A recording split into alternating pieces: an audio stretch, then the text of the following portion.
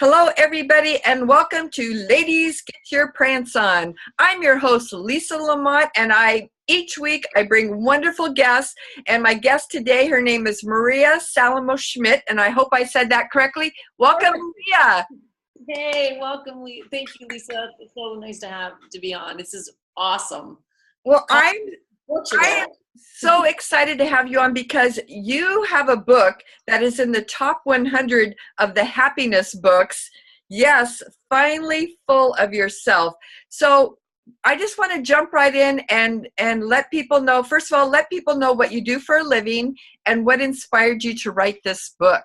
Absolutely. So I'm a life coach and an author. Our planet is shifting so much right now, so much. People are getting slammed left and right. There's a lot of heartache going on, a lot of massive world events, and people are, you're not even done with one, and then another one comes, and another. It's almost overwhelmed. I get a lot of emails like, please donate to this and to the pets they got, and and you're just like, oh, you just get overwhelmed. So this book was 10 years in the making. It literally took 10 years. I burned it 3 times because it's a part of a learning process. And it's now, like, the cover alone took 2 years. And it's one of those things, it's a manual for our times. And it didn't make sense before, November's election last year. It's kind of like, okay, this is kind of, I talk about racism in here. I talk about, wars. I talk about, like, things that are pulling humanity. But it's from a very simple perspective. So it's the kind of thing that gets people read it and they feel like they're having conversation with a friend. And at the end, they feel a lot better. And it's the kind of book you read over and over again.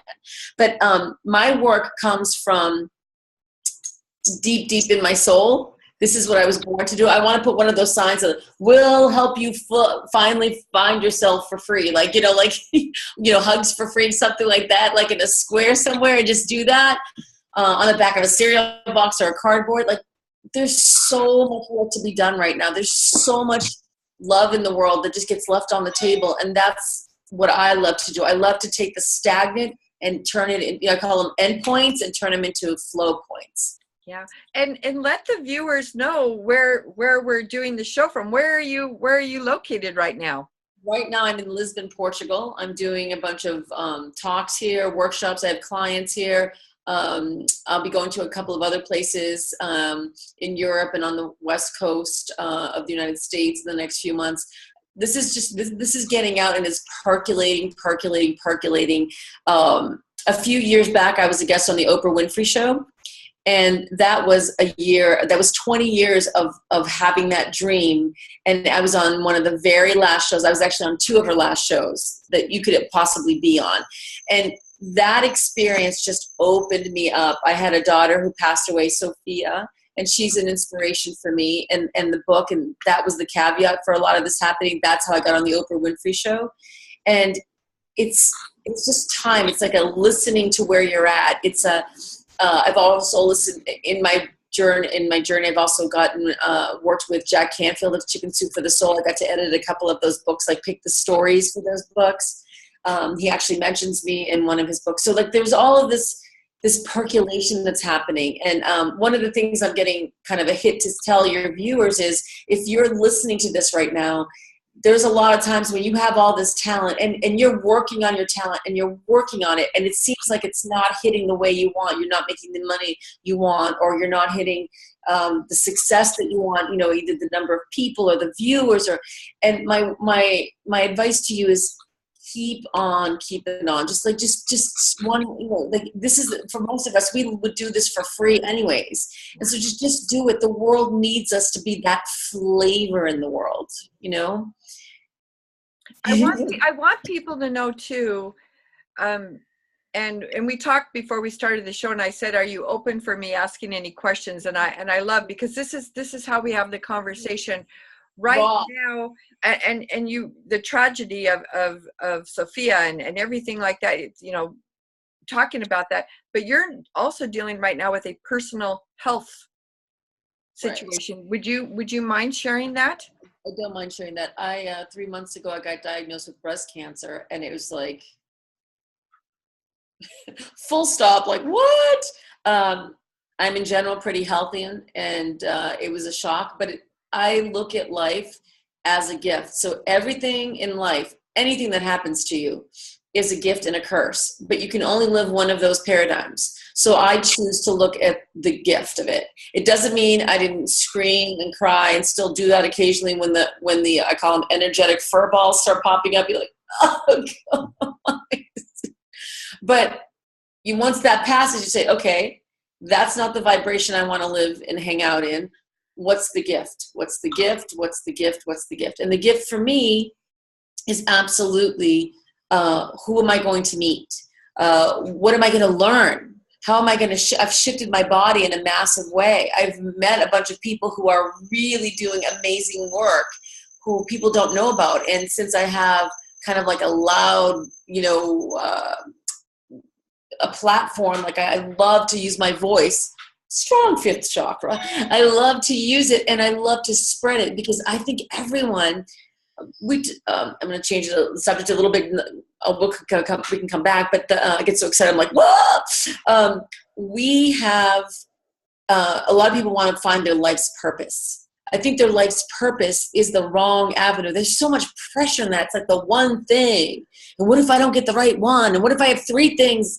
So in my book, Finally Full of Yourself, Unlock Your Spiritual DNA, what I talk about is, it's like ice cream flavors. When we were little, there was Neapolitan, which was chocolate, vanilla, and strawberry. And it was funny that each house you went to, there was always one that nobody liked. There was always a different flavor, right?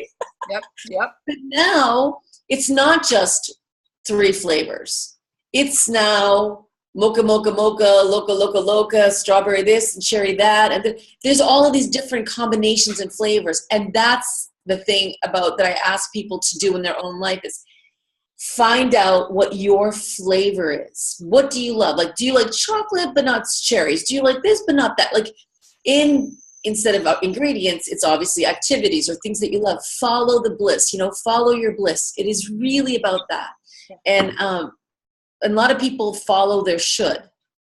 Mm-hmm. And you had asked me, what's the tip I can give people? And the segue is here, so I'm going to say it. As a life coach, and I don't believe in wasting a lot of time. It's like something should have immediate results. Like it's really like you're either in alignment or you're out of alignment, and it's all about focus. When clients come to me, usually the first thing they say is, what should I do? Right? Coaching is a commitment. It's, there's money involved, there's time involved, there's focus involved. So what should I do? What should you do is completely a question that's going to get you more lost. It's not wrong or right. It's just more what I call in the herd operating system, HERD, where you follow the ass in front of you. You're told what to do, and you have no self qualities, right? You're living your life for other people. We're finding a lot of people, because of all the stuff that's happening, all the trauma and drama on our planet, a lot of the people, usually this is reserved for people who are going through their midlife crisis, but you have 20-year-olds, 10-year-olds saying, what is going on that you can go to a concert and you get shot up? Yeah. For me in my talks, I still can't believe that in Sandy Hook, a young child went in and blew up other babies, and we as adults did nothing about it. And it's more of checking in instead of checking out, and how this is all flowing, because that's affecting our whole psyche. I mean, we don't want to see the pictures of it because that's offensive, but the fact that it happened, we can forget. And it's that kind of massive energy shift that we're going through that's really icky. And there's still a lot of people that their modem of operating in the world is to hide. Yes. Oh, my husband's having an affair. I don't care. Or are there, like, oh, no, I'm not. I'm fine. My weight is fine. My weight, I can eat whatever I want. It's like, check in, and how's your body doing? Yeah. How are you really feeling? Yeah. So in coaching, it's the same thing. What is pulling you right now? What are you feeling? And follow that, because I'm not you. I can tell you what you should do if you're me. Do you want to be me? Trust me, you don't. You just want to be you, right? Yeah. And it's if people, I give this analogy and I love it so much. It's like everybody is a cell in the human body. It's like we make up the whole. Yeah. And you are either living the gift, which is like in your zone, you're living full of yourself, or you're living empty. There's no, well, I'm sort of living my life. No, no. And so when you're living full of yourself, you are a healthy cell in the human body.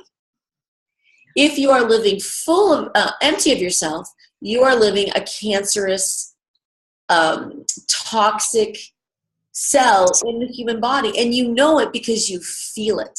Yep. A quote that I have that I made up in the book is, feelings are the muscles of intuition. Feelings are the muscles of intuition. So your feelings are giving you a gift. If you ignore them, it starts growing louder and louder and louder until sometimes you can't turn around and go back. Yeah. You know? You know, you spoke about, you know, because we recently just had the incident happen, you know, the shooting in Las Vegas. And one of the women that I follow, her name is Forbes Riley. And I suggest for anybody watching this, Forbes Riley, Riley. She happened to be 10 floors above in the Mandalay Bay. And she was filming that, she was watching that on the balcony, watching the country, you know, performance from her balcony. And she has a recording. She posted the video of the shooting, the sounds of the shooting, and people are like going, you can hear in the background going, what the fuck? What's going on? There's bodies down there. And she has now made this a platform because she didn't know if she was going to live or die at that point. She didn't know how many people had guns. She didn't know if she was safe. You know, she literally through the night made videos and posted scared, you know, I have a tablecloth for a blanket. I'm here in this with 100 people. We're in lockdown. And yesterday, Maria, she posted that she is going to use this as a platform of change. Like, I'm going to talk about, this is crazy that we have these craziness. No, the guns aren't going to go away, but we have to do something about mental illness. We have to make some changes. And she goes, and I know I was meant to be here to witness this, to use my voice as a platform, as we've got to change. Like, this is insanity. It's insane. And so can you address that from your point of view of what I just shared? Absolutely. We as human beings are going, and this is so in depth in the book, and this is the part that maybe didn't make sense to people. Like you said, she kind of knew but wasn't paying attention, and now it's like in her face. This is one of the most electrifying events in her life, and she faces it and she feels it, and it hits people a certain way. We are evolving into our next level of existence. Whenever you're like evolving into another house, so like you're moving from one house to another, there's going to be a massive amount. Well, let's not even go that big. Let's go, you're going to clean your closet. If you're going to clean your closet, the first thing that happens after you decide to do it is you're going to make a big mess. Yep. Big mess. You're cleaning your closet and there's no mess. You haven't cleaned your closet. There's going to be a big mess. And then some people stay in the mess. They go like, oh, this is overwhelming. I'll do this later, and then never go back to it. Yeah. Your own hoarder starting kit. Or they suck it up and they go, okay, I'm going to power through this.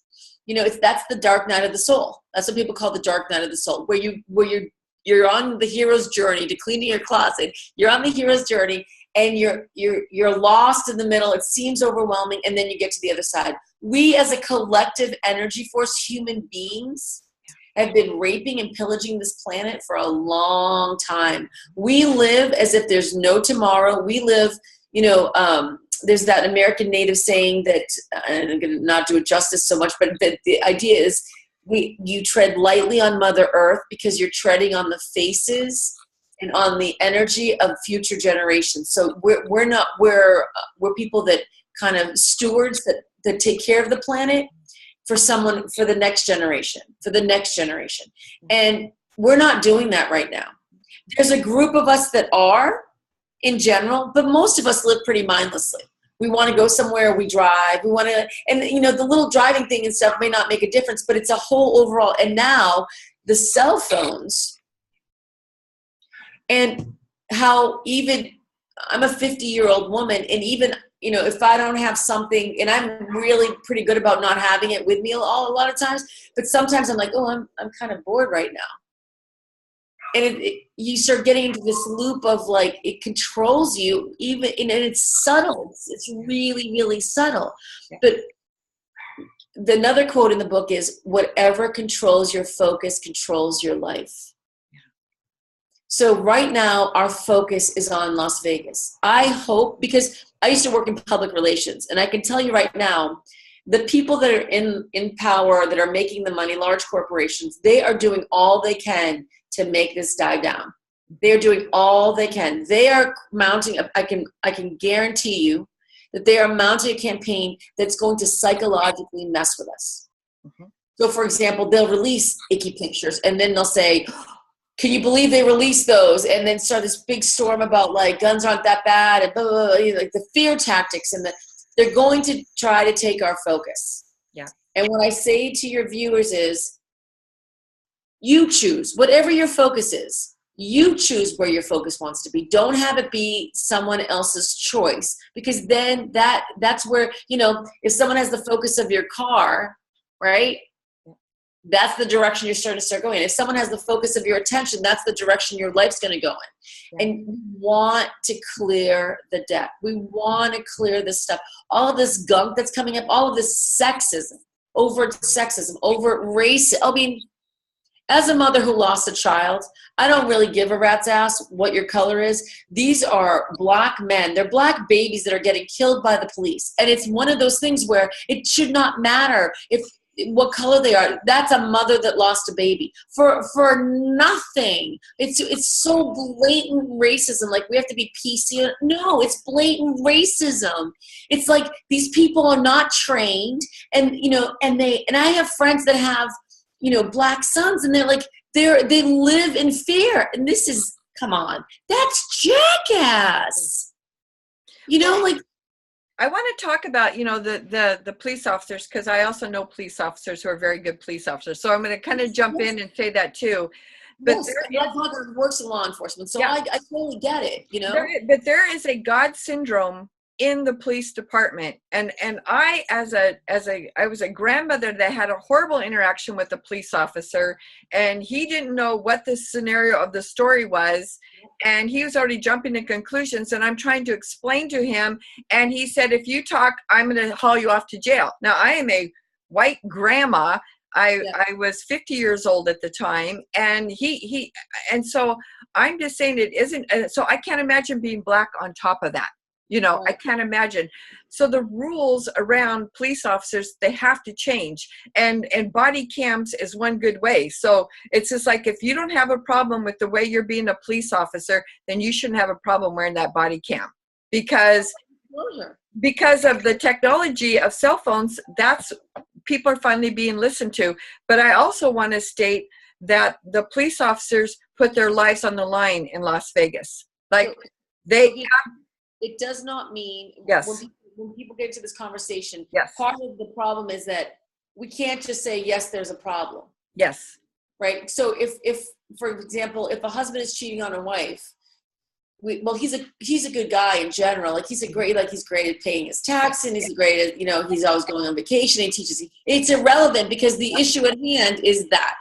Yeah. So, because I just caution you to say that, because no one is saying the police are horrible. Yes. The police culture is horrible. The culture that allows this, like, totally agree. Little boys network that allows them to kill people. Yes. I mean, that one, and I apologize that I don't remember his name, but that man, they have it on video. His 4-year-old daughter's in the back. He's not even driving, and they shoot him in front of his 4-year-old. And you have 4, you know what's going on. What? And you're right. And if you see the video, it's one of these things, like, and I'm getting really involved in it, but it's just like, this is the stuff, and I do this all the time. How can you stay grounded in your own thing and then send love? Yes. Because love, I define love as freedom and flow.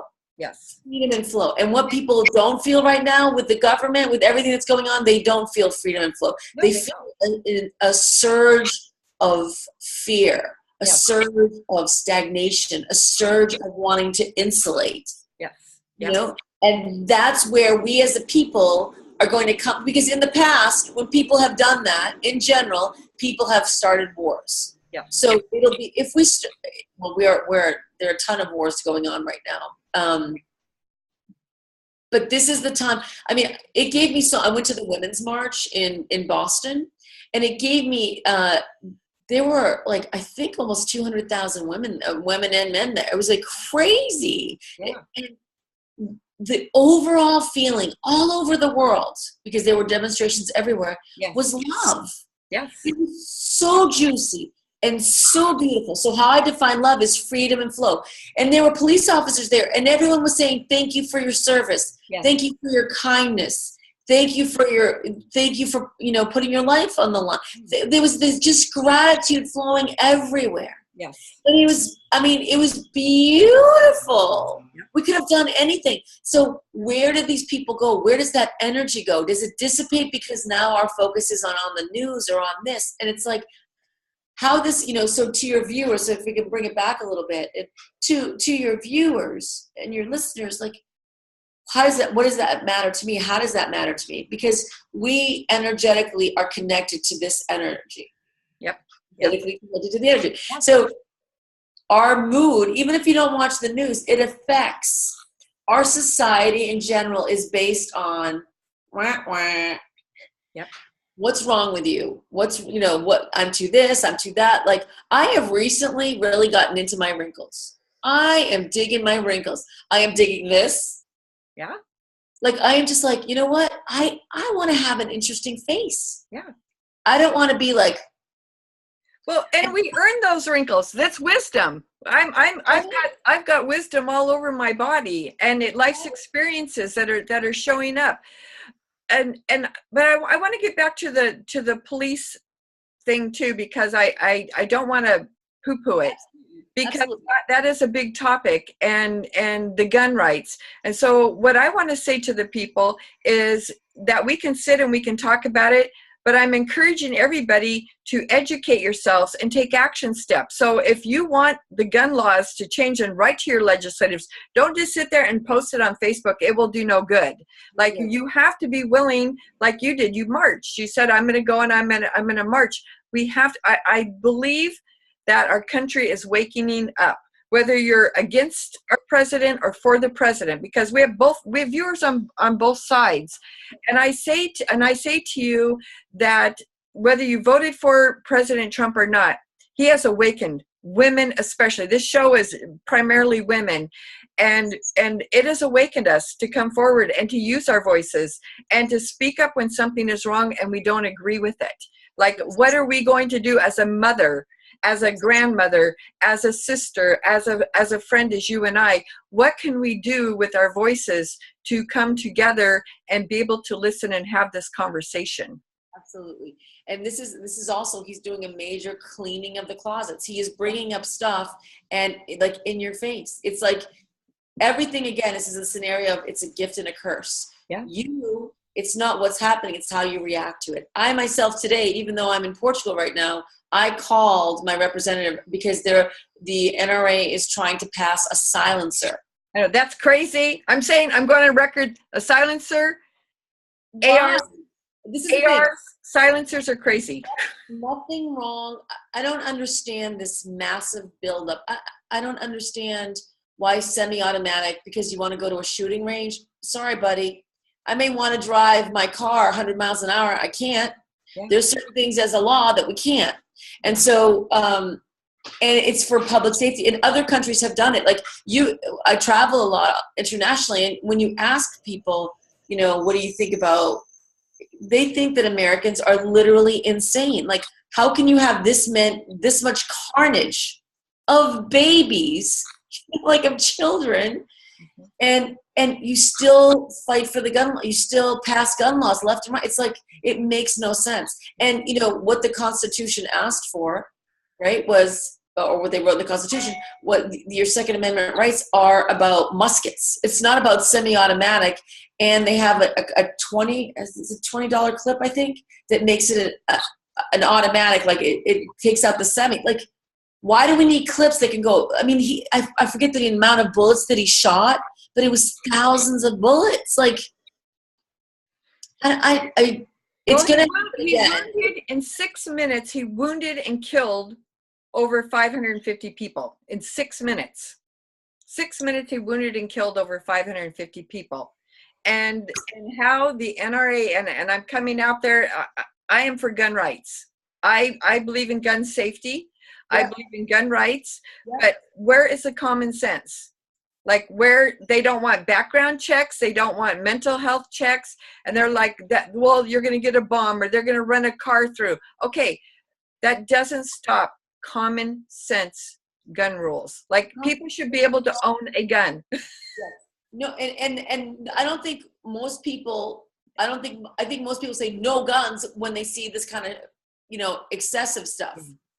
And what the NRA has done is again, public relations, about how, like, if they take a little bit, they're going to take all of it. Yeah. It's that fear. But if Americans were to speak to other Americans, mm-hmm. right? Because I find that people, again, who are for guns, a lot of times, I have one brother that's in the police force, and another one, the corrections officer, and another one who is military. And so they both have guns. And it's so, like, I've been around guns, but it's like, but you have a conversation about it.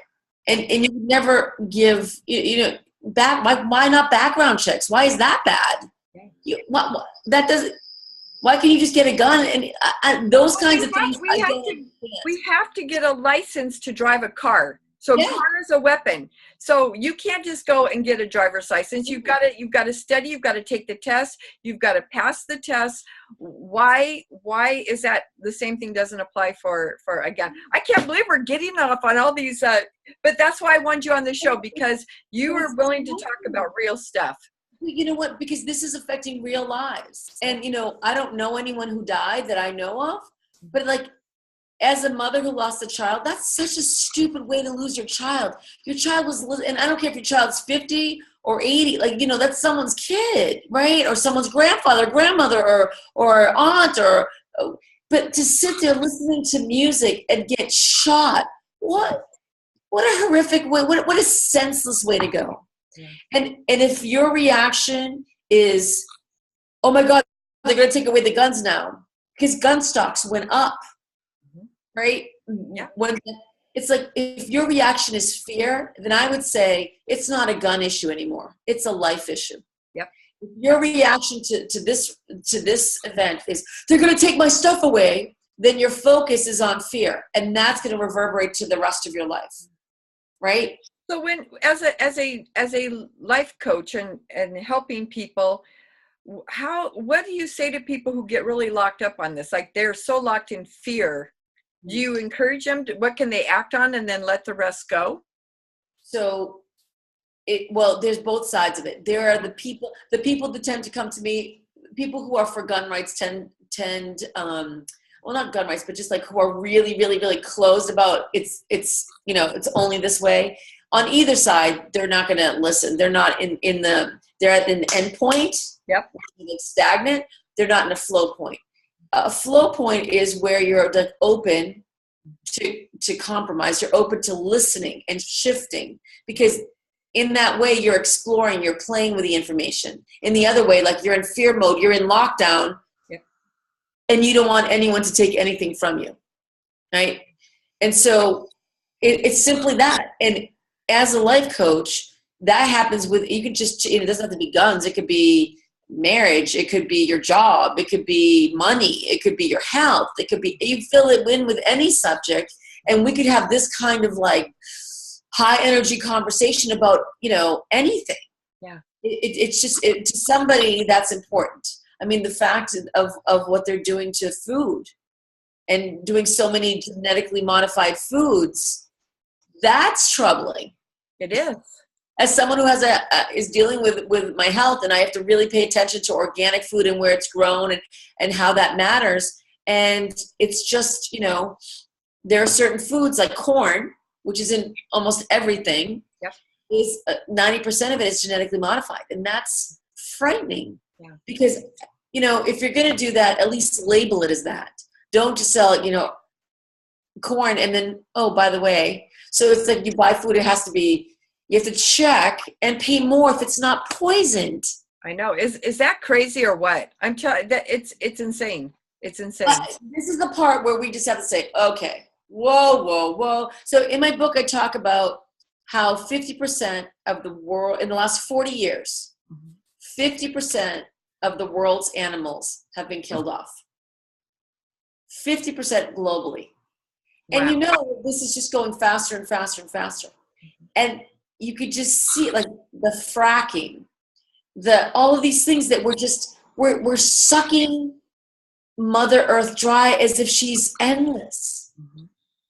And, you know, we've had water. I used to live in San Francisco, and there have been water issues. People that live in Vegas, that live in Sedona, like they have huge water issues. They you know, bring their water in from other places. It's like we are not kind to this planet. And I don't think we'll see as great of an effect as our children were, but I weep for our children. I weep, and this is why I want to, you know, do this work and help people wake up, because whatever your flavor is, whatever your passion is, whatever you're called to do, please have the courage to do it, because this is not going to get better. It's going to get ickier. And as you clean out as the human closet more and more crap is going to come, and more crap. And here's the thing. Everyone who's listening, including you, Lisa, has a room dedicated to shit.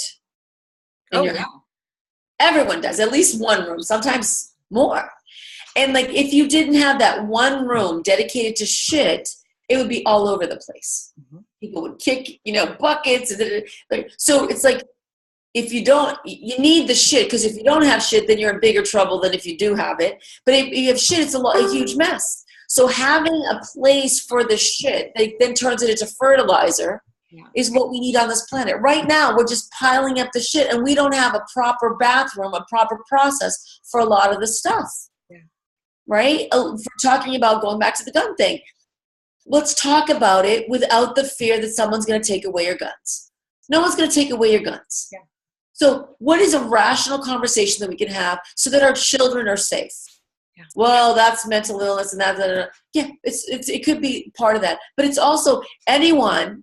I mean, I'm Portuguese, and sometimes, you know, we have, it's like the Italian thing. You have like the tempers. And if somebody does something, there have been times if I had a gun, I would have shot somebody. Hands down. Anyone who's a parent had moments of, right? And we all have these moments of insanity. I don't want a gun anywhere near me personally, you know? Absolutely.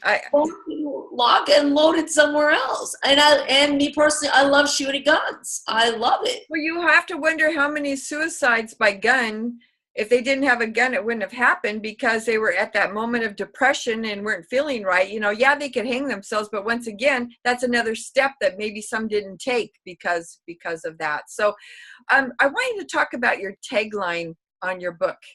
If you'll hold up your book again and talk about your tagline. This is unlocking your spiritual DNA. Yeah, can you expand on that a little bit, what that means? Absolutely. So unlocking your spiritual DNA simply means that, you know, your body, I believe that we have two different bodies. We have our energy body. Yeah. Some people call it a soul, but like your energy body, which is your core. And then you have your vehicle, which is your meat body. Your meat body is it's your vehicle. So it's how you go to Disneyland, you're on a ride. This is your ticket to ride. Cute ticket to ride. Lisa, cute ticket to ride. Woo! And that's where the gratitude comes in. You can move, you can everything. Your meat body has a genetic DNA code. We look the way we do, environment, but also, you know, our skin is the color it is in general. Our height is the height we are. All of these things are the, you know, our cheekbones or whatever. Those are what they are because of our DNA. Our energy has a similar DNA. That's where your flavor comes in. That's where your flavor comes in. And your flavor is that, it's like what you are called to do. So I gave the analogy of the whole human body. We're all a cell in it. So maybe you're a cell that's part of an elbow. And everyone in your family is a nose. Similar, but not the same. And you're called to be an elbow, to do what an elbow does. But you're living an inauthentic life, doing the same shape, but not being authentic, and you can't figure out why. It's a silly little analogy, but like you have energetic DNA. And so pay attention to that. Notice that. And how do you find out what that is? You just get to a quiet place and then start noticing what you love and what you don't love. The thing that I love about having changed my diet, I've radically changed my diet and eating mostly plant-based food, is you start simplifying. So when I go to the grocery store, I only go to certain sections. If there's organic food, I only go to there's a simplification. My body isn't as hungry as much. It's a form of awareness. It's a form of getting in touch more with your spiritual DNA, because it allows you to listen where if there's a lot of noise. A lot of people feel lost. You know that Footprints, that poem where yep, you're being carried. You didn't you left me. There were two sets of footprints. There was only one. Well, that's when I was carrying you. Yeah. And we sometimes, I in my work right now, and especially in the last year or so, I get from clients that there's so much loneliness. People are really feeling lonely, and the heaviness and the depression, and part of that is because you're doing, in times of crisis, people tend, okay, what should I do? Going back to that. And the should is going to get you into someone else's rule of what should happen. Instead saying, what am I called to do? That's a totally different question, Yep. I was on the plane coming here, and there was a flight attendant on my plane who was called to go to Puerto Rico. And so she was flying to Puerto Rico. And so it's these callings.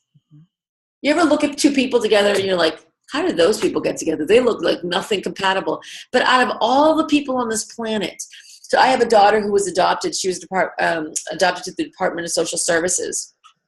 And she was born drug addicted, and we got her at about 18 months old, Miss Olivia.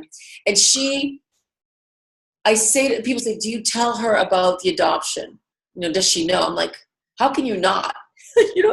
And I wove it in, and I created stories around it. So we were at a big auditorium, like a sports arena kind of thing. And I said, Olivia, can you believe that of all of these people in the world, there's so many more, but you and I found each other?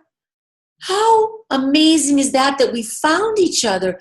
And the sea of people, like if you want to go hide right now or go somewhere, it'd be so hard to find you, but yet we found each other. And you were a baby and I still found you. Like you were so good at finding, like that, yep. Creating a story, right? That her birth mother was part of her story, that I'm her mother of life, right? That I just like all of these things that are just so beautiful. And when what I say to clients is, again, going back to the shit analogy, because shit is part of life. It's a shit. Sometimes, there's shit everywhere. Yeah. Most people live with a shit on top of them, right? Yeah. But the problems, it's like, it's burying them. But if you stand on top of it, you get a better view and a different perspective. Yep. You know what I mean? You use it to your advantage. And so you take a thing like, most people fear adoption, or, oh, it's not my kid, but she's absolutely my kid. She's, these people come into your life and, oh, it shouldn't be that way. Well, what should it be? It is what it is. I am her mother and she's my daughter, yeah. Right? It just happened that she came in through another vagina. Mm-hmm. Less lifting for me. I'm all good. Yep. And it's like, and looking at things, again, going back to, and we're like going full circle with our conversation, it could be a gift or a curse, and looking for the gift of how the miracle that we found each other. Because that is a miracle. That's pretty amazing. It is.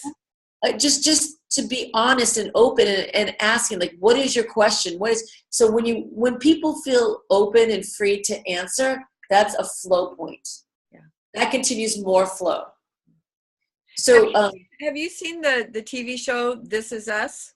Yes. That reminds me of what you were talking about, because it just came back on air, and I just love that show because they talk about the topic you just shared. It's about loving and being different, but loving and embracing each other for our uniqueness.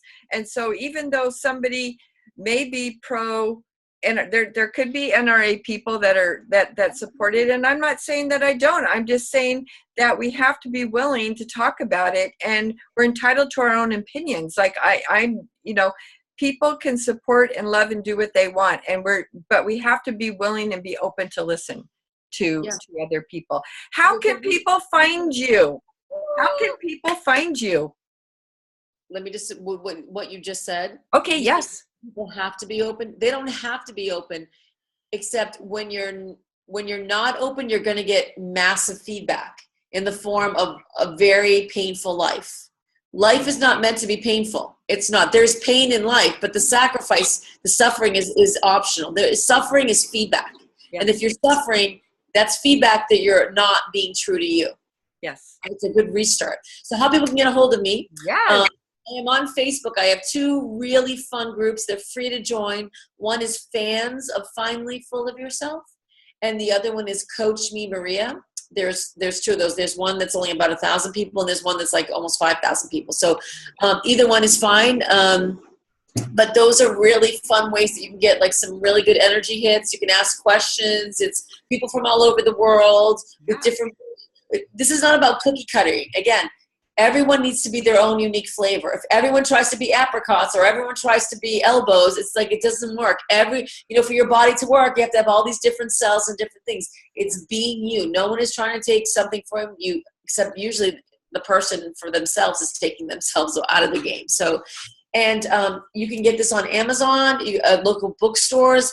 You can also go to your library and ask for them to buy it, because that's another way to do it. That then you'll share it with your community, and it's simple, it's fun, and if you need coaching or you want to explore more of that, you can go to coachmemaria.com/contact and just explore the site. I'm here to serve.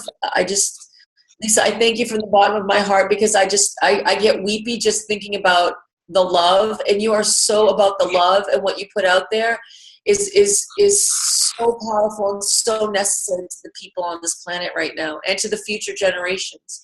Yeah. Well, I'm just so grateful that you're able to come. I mean, you travel all over the world, and you've been everywhere, and it's trying to get our schedules matched up. So I'm just so grateful for you to come on, and I will attach the link to the show to get the book and to contact you directly too. I will add that information.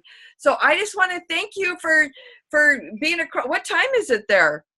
I don't even know. Here, hold on. I'm just curious. It's almost 10 o'clock. 10 p.m. Yeah, it's almost 10 o'clock, and it's almost 2 p.m. here in Washington State. So I want to thank you. All over the planet. You know what? We can send it this way, right? And turn around and send it that way, so we get it both sides of the sphere. I love it. So we're reaching the whole world. So thank you for coming today, everybody. Thank you for joining me, and we'll be back next week. Thank you, everybody. Thank you. Bye.